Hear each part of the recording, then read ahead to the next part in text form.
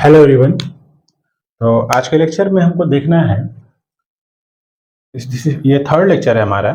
इसमें कुछ देखने से पहले हम क्या करेंगे, जो भी हमने थोड़ा सा वोल्टेज एक्सप्रेशन और करंट एक्सप्रेशन देखा था, according to based on voltage input हमने दिया था, उसके बेसिस पे हमने क्या क्या करंट का आउटपुट आया था, तो उसको हम यहाँ लिख दे रहे हैं ताकि हमको आज जो समझाना है उसमें रिमाइंड करेंगे उसको। ठीक है ना। जैसे सबसे पहले कोई रेजिस्टिव सर्किट था जिसमें हमने एसी इनपुट अप्लाई किया था, V is equal to V of sine omega T.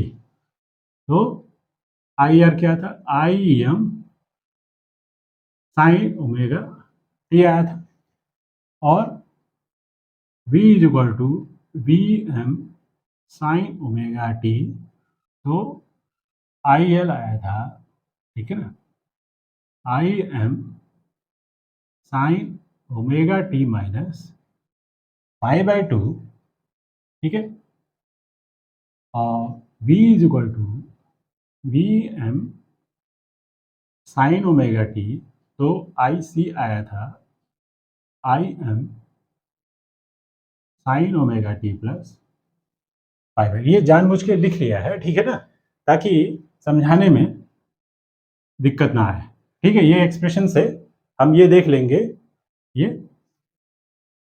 For capacitive, ये इंडक्टिव, ये for resistive circuit. Okay okay. और यहाँ पे वी आर एम एस मैंने बोला था, ठीक है ना, V R M S is equal to we M upon में root two I R M S is equal to I M upon में रूट टू।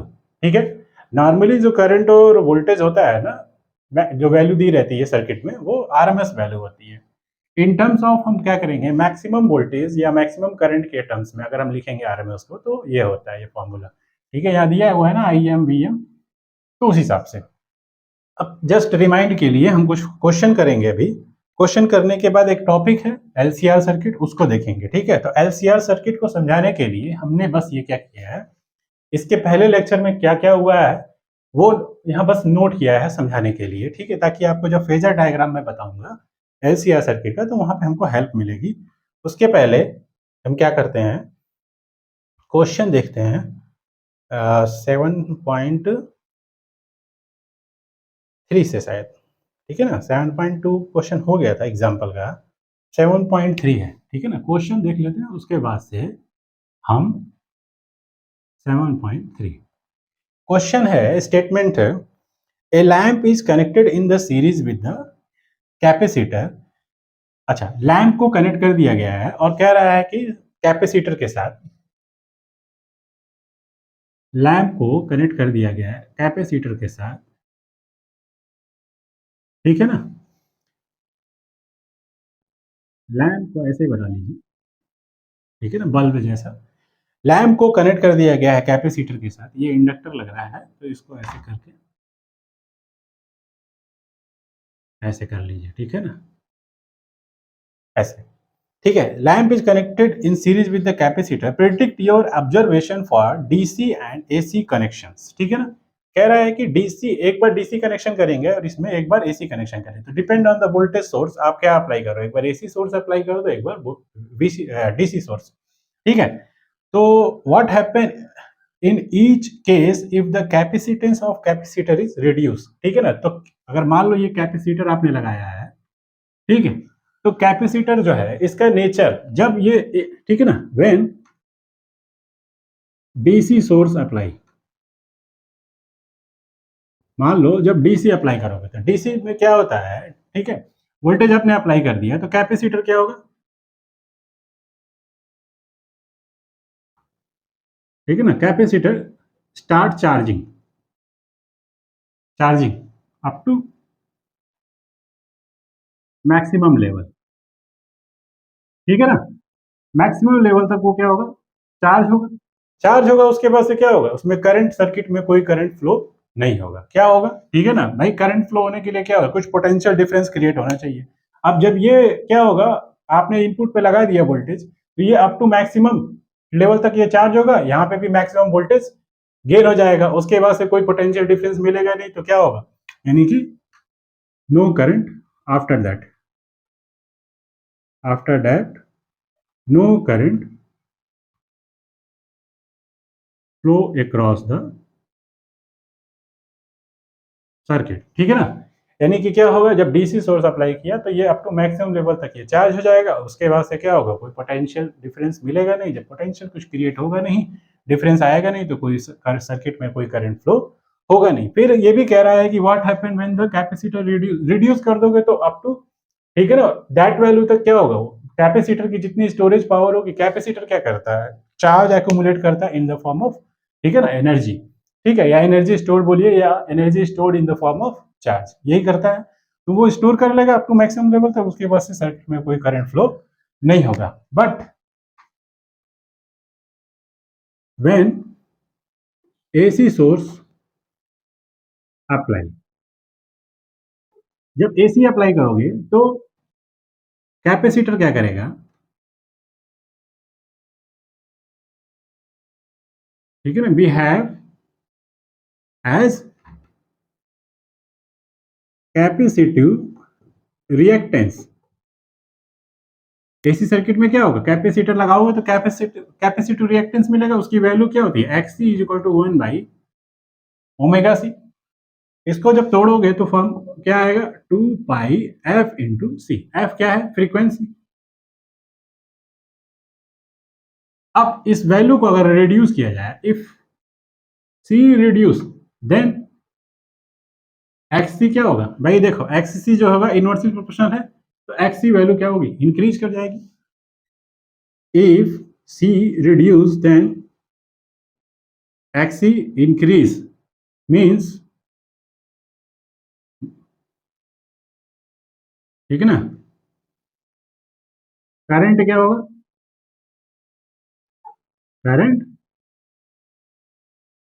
डिक्रीज, ठीक है। यानी कि कहने का मतलब है कि जब एसी सोर्स अप्लाई करेंगे तो capacitor behaves like a capacitive reactance. Capacitive reactance form of formula आप ये लिखेंगे, उसमें आप फार्मूला को ब्रेक करेंगे, ये आएगा कैपेसिटेंस जो है वो प्रोपोर्शनल टू एक्सी है, सॉरी इनवर्सली प्रोपोर्शनल टू, ये वैल्यू बढ़ेगी, या इसको रिड्यूस करोगे तो ये वैल्यू बढ़ेगी।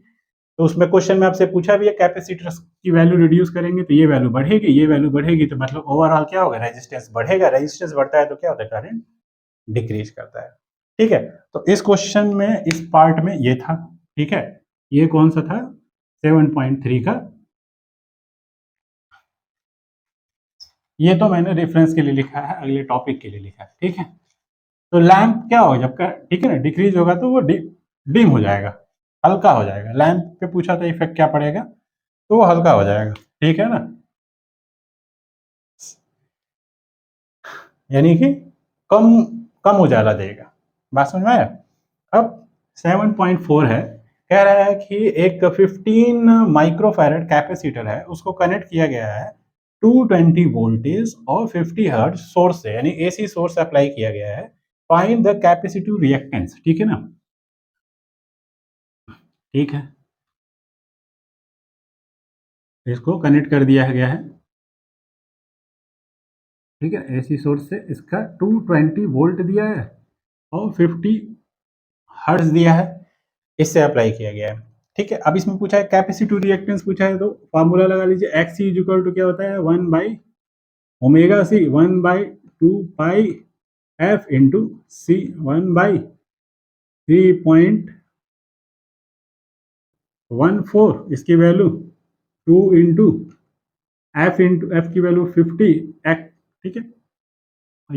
ये मल्टीप्लाई में, चलिए नहीं लिखते हैं, ऐसे लिखते हैं, ठीक है ना, इंटू सी की वैल्यू कितनी है, कैपेसिटर आपको दिया था 15.0 माइक्रो फैरड, तो 50 इंटू 10⁻⁻6 माइक्रो फैरड को फैरड में चेंज कर देंगे।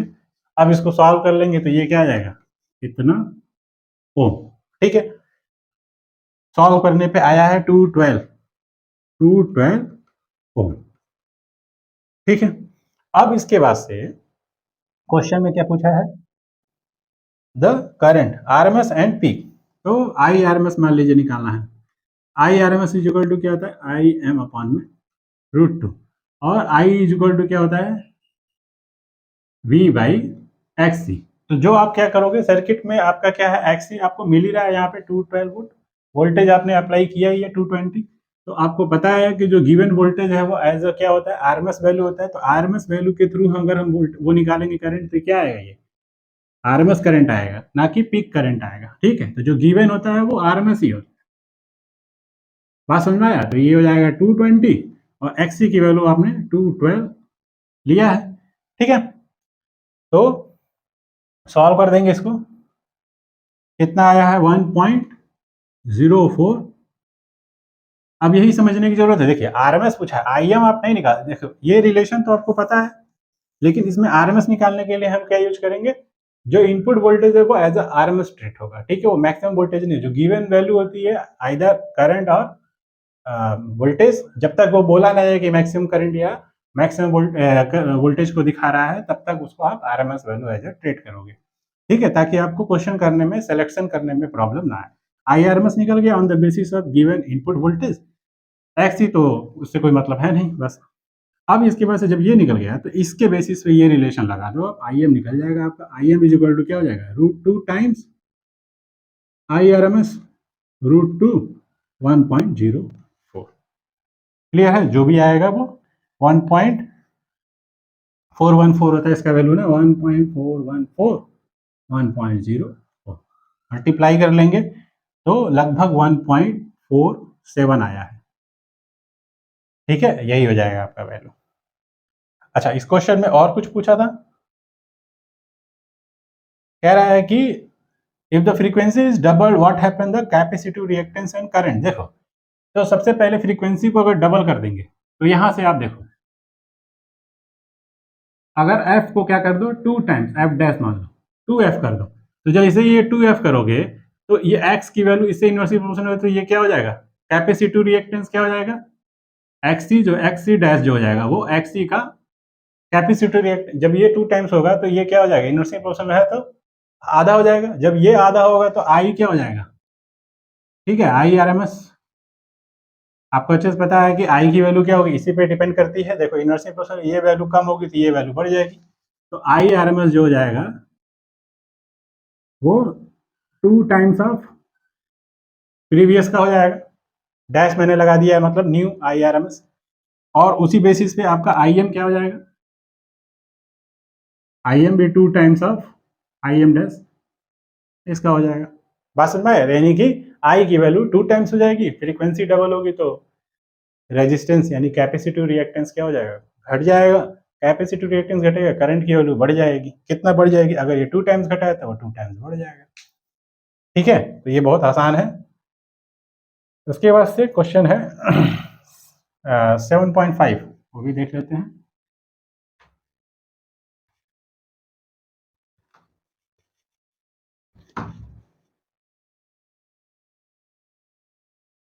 सेवन पॉइंट फाइव क्या है आपका, a bulb and the open coil inductor are connected to the AC source through a key as shown in figure. एक फिगर बनाया हुआ है, ये इंडक्टर बनाया हुआ है ऐसे,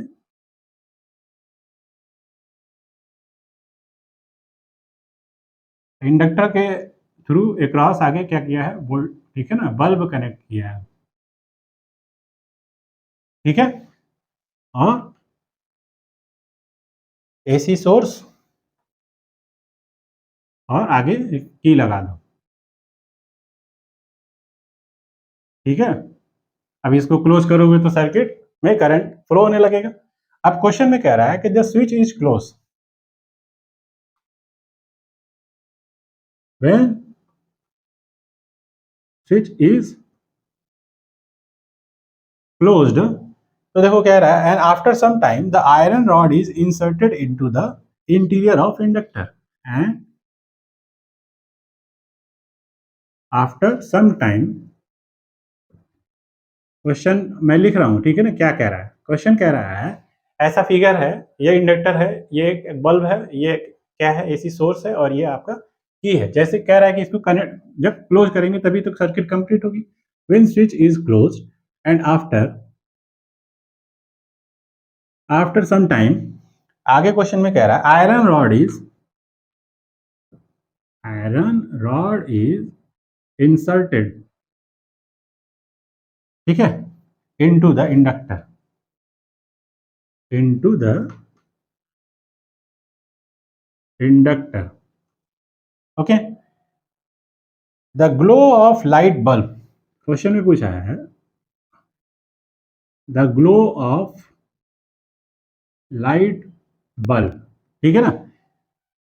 ए दिया हुआ है इंक्रीजेस और बी दिया हुआ है डिक्रीजेस और सी दिया हुआ है अनचेंज। ठीक है, as the rod is inserted give your answer. तो देखो इस तरीके के क्वेश्चन में, मतलब ये सब क्वेश्चन एग्जाम में कॉम्पिटिटिव में पूछ सकते हैं, ठीक है ना। 4 ऑप्शन दे देंगे, नन आर द अबव दे देंगे आगे। अब देखो सबसे पहले इसके क्रॉस अगर ये इंडक्टर है, सर्किट क्लोज होगी तो करंट फ्लो होगा, करंट फ्लो होगा इंडक्टर के क्रॉस, तो क्या होगा, इसके एक्सिस के क्रॉस मैग्नेटिक फील्ड क्रिएट होगी।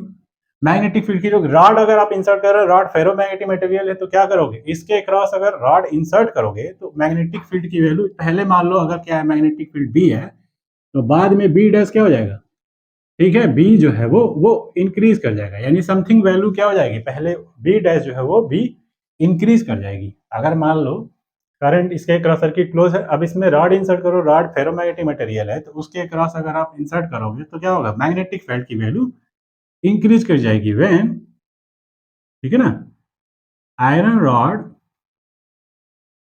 इंसर्टेड across इंडक्टर, ठीक है, देन वैल्यू ऑफ बी, या यूं कहो मैग्नीट्यूड ऑफ बी, ठीक है ना, मैग्नीट्यूड ऑफ बी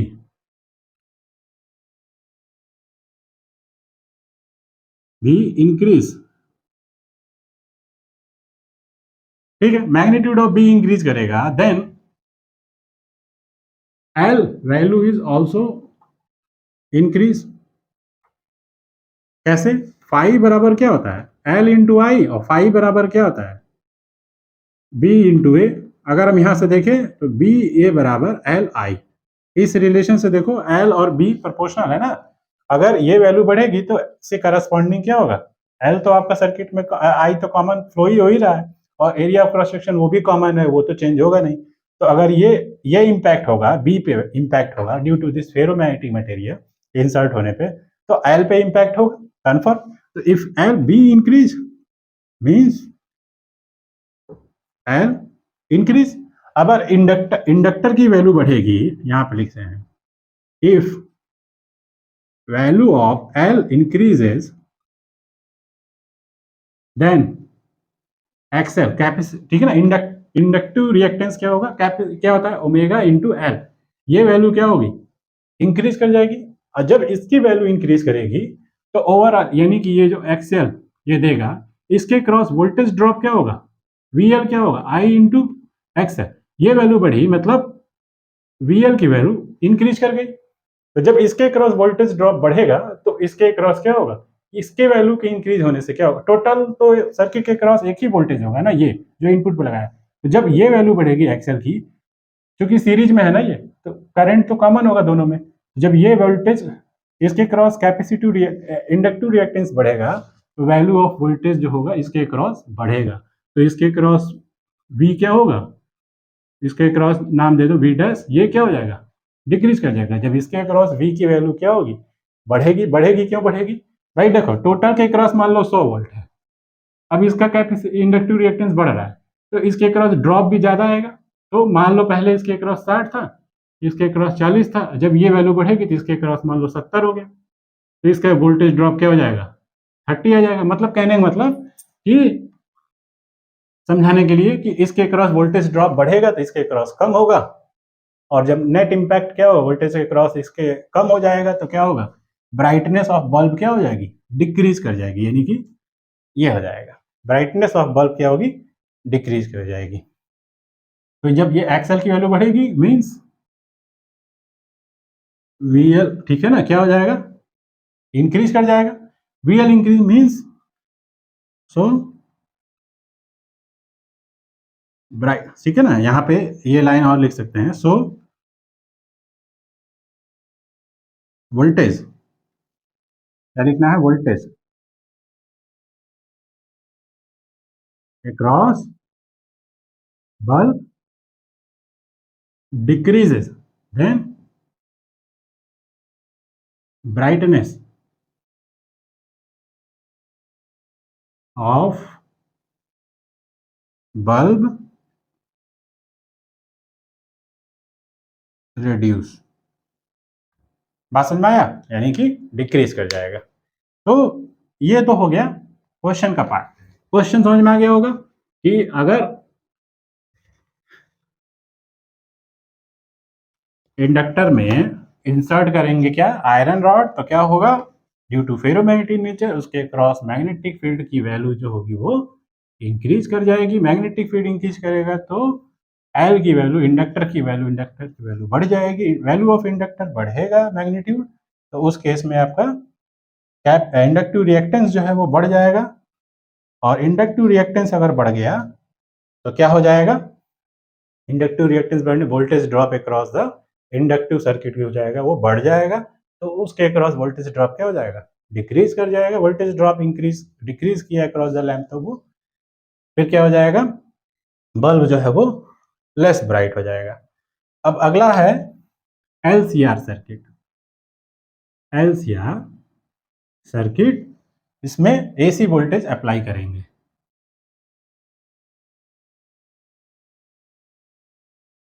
ठीक है ना।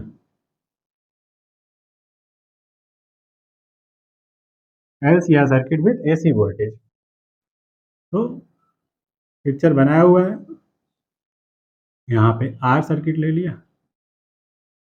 ठीक है, यहाँ पे कैपेसिटर लगा दिया और फिर नीचे इंडक्टर लगा दो, ठीक है।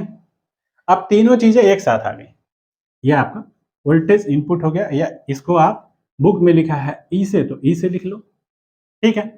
इनपुट पे आप ई लगा रहे हो, ठीक है ना, और ये जो ई है वो ऐसे है कुछ वी एम ऑफ, यही हम हमेशा इनपुट पे दे रहे हैं, ठीक है।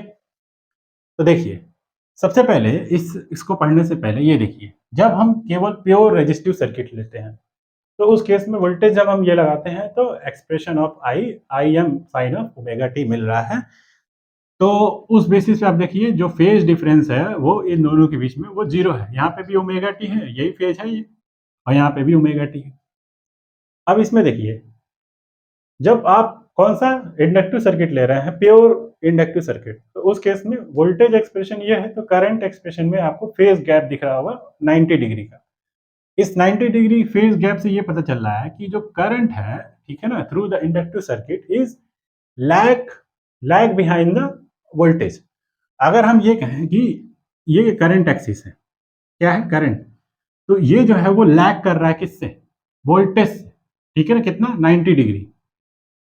अगर हम ये कहें कि ये वीएल है, ठीक है, तो क्या हो रहा है, करंट जो है वो एक्सप्रेशन देखिए, लैग, लैग मतलब अगर ये वीएल है तो उससे पीछे आने पे, लैग मतलब पीछे आने पे ये 90 डिग्री पीछे आ रहा है, यह सेटअप हो रहा है, ये फेज डिफरेंस देखिए 90 डिग्री का, current lag behind the voltage in inductive circuit हो रहा है। और इसी तरीके से इसमें जब देखेंगे कैपेसिटी में, तो करंट जो हो रहा है वो लीड बिहाइंड द वोल्टेज, ठीक है ना, इन कैपेसिटी सर्किट। तो अगर हम इसको वीसी बोल दें, ठीक है, ये वीएल हो गया ये।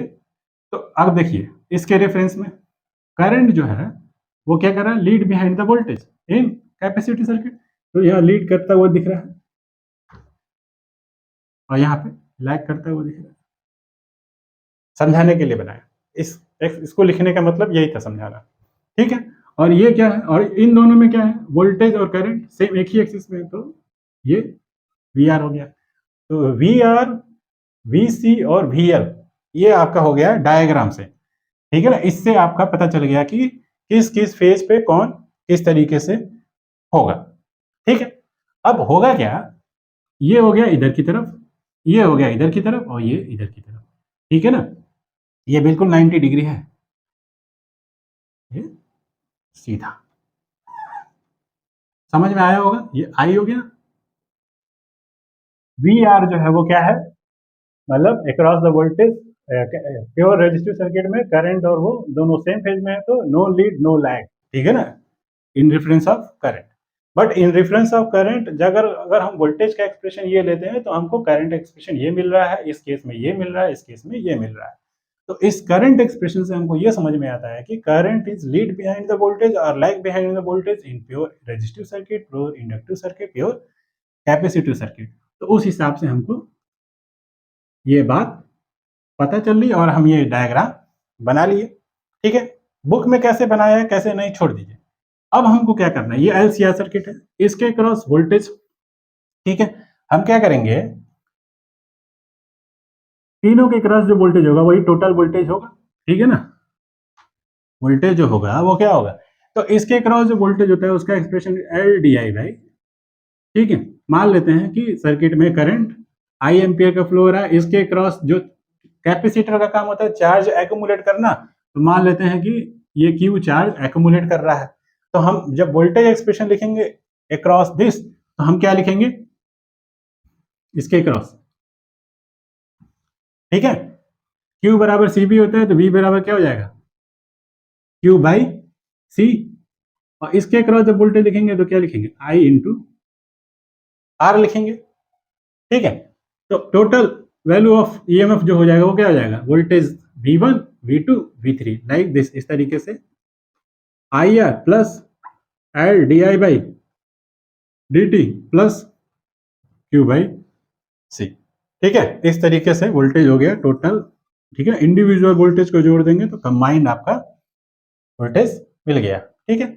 और फेजर डायग्राम के लिए हमने जो आपको ये लिखा था इससे समझाया कि कैसे किसके रेफरेंस में कौन कैसे ड्रॉ होगा, ठीक है। अब इसके बाद से आता है कि आप देखो डिपेंड करेगा कि रिजल्टेंट निकालना है हमको। मान लो भाई देखो वोल्टेज है, ये वी आर है, ये वी सी है, ये वी एल है और ये वी सी है, ठीक है ना, ये ठीक से लिख दे रहे हैं, ये वी एल है और ये वी सी है, ठीक है।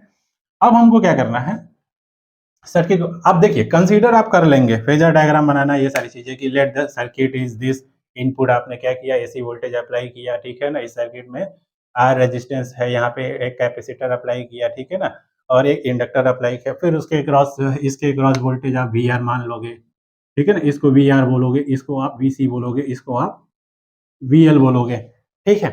इस तरीके से आप जब ये तो डिस्क्रिप्टिव पेपर में जब आप लिखते हो तो उस केस में सर्किट बनाया, जो जो सर्किट में बनाया है, जो जो आपने एक्सप्रेशन में डालना है उसको आप कंसीडर कर लो, दिखा लो, ठीक है। अब उसके बाद से तो ये हो गया आपका बी आर, ये हो गया आपका वी एल और ये आपका हो गया बी सी, ठीक है। तो हम ये लिख सकते हैं डायरेक्ट ई एम एफ ये V R plus V L plus V C, ठीक है। अब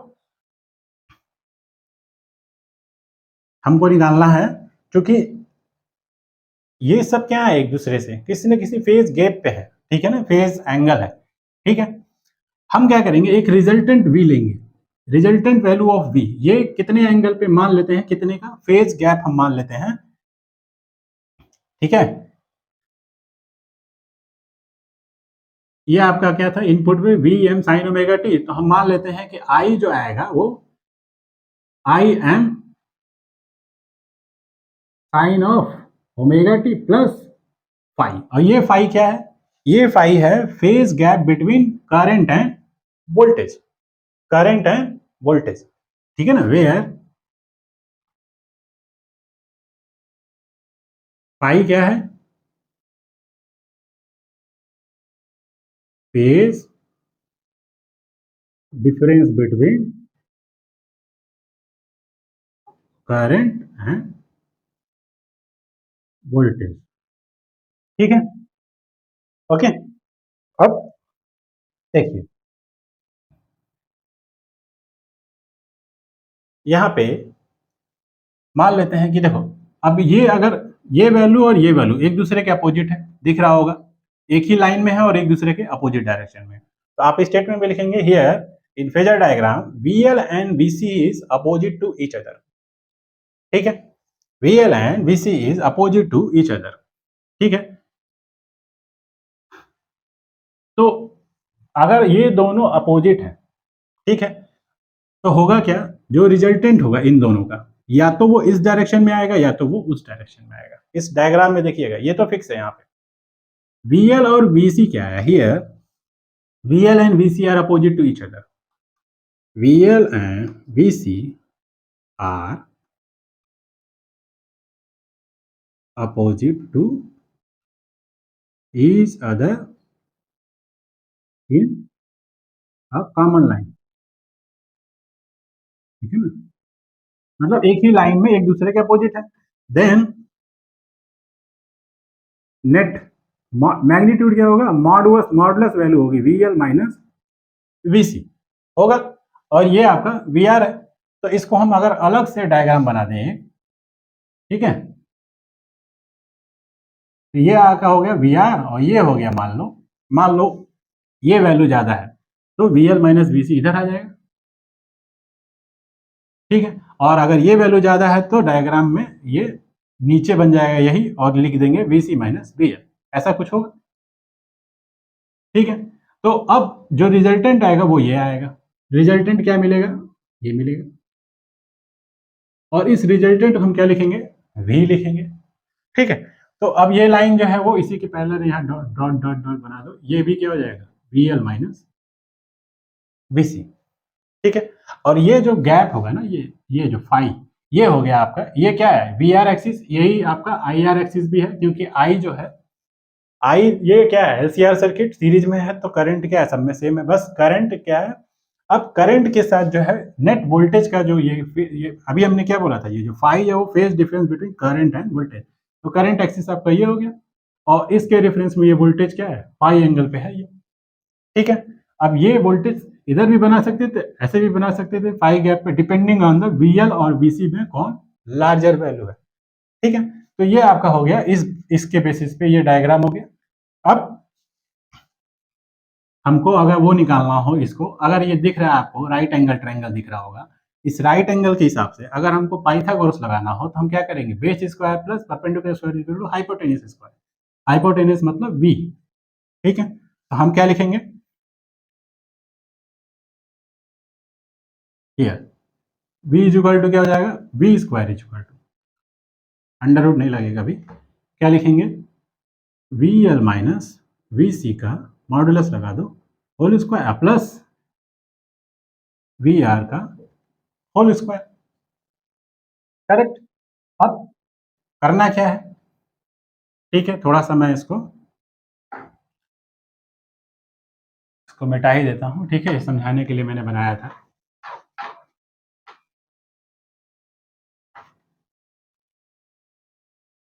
चलो, अब ये हो गया V की जगह पे ये आपका रिजल्टेंट वैल्यू, VL और VC को क्या लिख सकते हैं, VL को लिख सकते हैं I, ठीक है ना, I इंटू XL, और ये हो गया I इंटू XC, ठीक है ना, हाँ, होल स्क्वायर, और इसको लिख सकते हैं I इंटू R का होल स्क्वायर, ठीक है। चलो, इसको लिख सकते हैं I इंटू जेड, जेड क्या होता है, नेट इम्पिडेंस वैल्यू होती है, जेड क्या होता है, नेट इम्पिडेंस वैल्यू होती है, टोटल का कंबाइंड वैल्यू ऑफ रेजिस्टेंस, ठीक है। तो इसको I इंटू जेड का होल स्क्वायर, इसको लिखो, देखो यहाँ I कॉमन है तो I स्क्वायर ब्रैकेट में XL माइनस XC का होल स्क्वायर, यहाँ पे I स्क्वायर R स्क्वायर। अब यहाँ से देखो I स्क्वायर, I क्यों सब में कॉमन ले, क्योंकि ये सीरीज है ना, सब में करंट सेम होगा, तो I स्क्वायर जेड स्क्वायर, और ये देखो I स्क्वायर कॉमन हो जाएगा, ब्रैकेट में बचेगा XL माइनस XC का whole square plus R square, bracket लगा दो, I से खत्म हो गया तो जेड स्क्वायर बराबर आ गया, स्क्वायर उधर भेज दोगे तो क्या हो जाएगा, अंडर रूट में XL माइनस XC का होल स्क्वायर प्लस, ये हो गया आपका इम्पीडेंस। अब हमको निकालना है फेज डिफरेंस, tan फाई लिखेंगे, tan phi is equal to tan theta बराबर क्या होता है, परपेंडिकुलर अपॉन बेस, तो परपेंडिकुलर आपका क्या है VL माइनस VC, और ये क्या है VR, इस तरीके से भी आ गया। और VL को अगर आप I इंटू XL लिख दोगे, इसकी जगह पे I इंटू XC, और इसकी जगह पे I इंटू R, तो क्या हो जाएगा, ऊपर से I कॉमन लेके काट देना, तो ये हो जाएगा XL माइनस XC बाई ठीक है ना, ये हो गया आपका tan फाई। अब वही फाई निकालना हो केवल तो क्या हो जाएगा, tan उधर चला जाएगा तो tan इनवर्स बन जाएगा XL minus XC by R. ठीक है, तो इस तरीके से इसको सॉल्व किया जाता है। तो ये चीज मुझे समझाना बहुत जरूरी था कि कैसे ये डायग्राम बनाएंगे और इसके बिहाफ पे फिर ये कैसे डिसाइड करेंगे। ये डिसाइड होगा इस बेसिस पे बीएल और बीसी में कौन ज्यादा है, तो नेट मैग्नीट्यूड इधर आएगा या उधर, उस हिसाब से आप बना लोगे। ठीक है, जेड आ गया। अगर हमको वही आई निकालना हो इसी में, आई बराबर क्या हो जाएगा, वी बाई जेड। ठीक है,